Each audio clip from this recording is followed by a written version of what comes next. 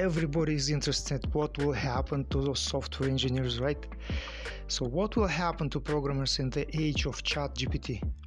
Majority of software engineers employed in the world were employed in the United States. And in Silicon Valley, they accounted for 10% of all software engineers in the United States of America. Last 6 months, 60% of software engineers in Silicon Valley were laid off. This is about 5% of total labor force in software engineering. So what is happening? What's going on? Russian philosopher Pyotr Shchedrovitsky says, to understand what is happening, we must study history and go back to where it all started. We must go to Zaandam, Netherlands, 400 years ago. You see, 400 years ago, some genius Netherlands engineer Cornelius Soon connected windmill with sewing mill. This genius innovation enabled to sew one log in one day instead of 28 days.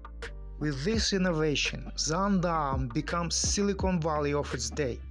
Every day 2 ships were made in Zaandam. In its height, 150 sawmills were working in the area. 3,000 workers were building ships and docks. Whole Europe was building ships in Zaandam. Even Peter the Great came to Zaandam to transfer technologies to Russia. So, Pyotr Shchedrovitsky argues innovation in sewing mill leads to further labor division. There are about 30 or 40 different jobs and professions in Zaandam. Construction engineering is born. New form of financial cooperation, namely joint venture companies, help industrial revolution to happen. And he argues that if there weren't joint venture companies, we wouldn't have this Zaandam industrial revolution. Some 150 years later, genius Scotsman called James Watt comes up with the idea of taming the power of steam. New form of labor division is born, fabrics. New form of knowledge transfer, engineering drawings. Well, you see, in Zaandam, knowledge was transferred in pubs. Everybody was drinking beer and sharing their knowledge. Now, because nobody knows how to build ships in Britain, knowledge is transferred through the drawings. New form of social organization is born, proletariat. New form of financial cooperation, banks.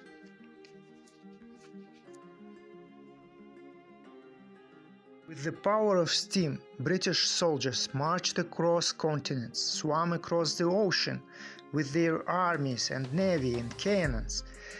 This was the age of revolutions, wars, colonialism, slave trade, modernity. Another 150 years go by and people tame the power of oil. Second industrial revolution starts in America, in Detroit. Many things have to come together for revolution to happen. There should be knowledge, finance, labor resources, and of course innovation, which was invented by Henry Ford. He built this conveyor production system, and everything starts off. Just like in previous revolutions, new form of labor division is born, transnational corporations. New form of finance, multi-currency. New form of knowledge sharing and acquisition, research institutes. New form of social class, salaried. Some of these phenomena enable revolution, some happen because of revolution. Now let's come to this question: what will happen to software engineers? What is happening now? Why corporate giants lay off thousands of engineers? Well, Russian philosopher Pyotr Shchedrovitsky argues that this new army of labor reserves are reformed when there is significant industrial innovation. Yet, he argues that we are 30 years away from the third industrial revolution. He speculates that what we have today is merely candidate technologies for the next industrial revolution. according to Shidravitsky, we have 30 years until social, financial, educational gap will allow us to step in the third industrial revolution. Maybe it will take effort of whole planet to move to the third revolution. My prediction in this slide is that we will have 20 companies that will have products like Microsoft, 20 companies like Apple, 20 companies like Google, because there is only one market that exists, labor market. And what modernity does in its core, it sells industrialization to under-industrialized nations. My thesis is simple. Laid-off software engineers will use artificial intelligence chatbots to build complicated products all over the world. In India, in Brazil, in Mexico, in Japan. I think it is the beginning of the end of second industrial revolution. As technology becomes more widely spread, more accessible to catching up groups, those laid-off software engineers will build up Googles and Apples and Microsofts all across the world using artificial intelligence. So if we believe to Piotr Shidravitsky, we have to stop talking about new industrial revolution. This is merely continuation of a trend that already existed. As technology becomes widely available, as qualified labor force widely available, you have slimmer and slimmer margins, until some industrial entrepreneur finds new innovation that will increase productivity. Okay, so if you agree with my thesis, you can like and share this video. If you disagree, please write the comment.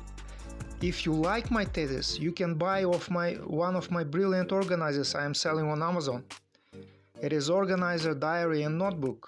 If you need one, why you don't buy my, right? It is only $3.99. So please click the link below, go and buy my organizer, or at least leave a review, right? Thank you guys for watching this video. Thank you cordially. Goodbye.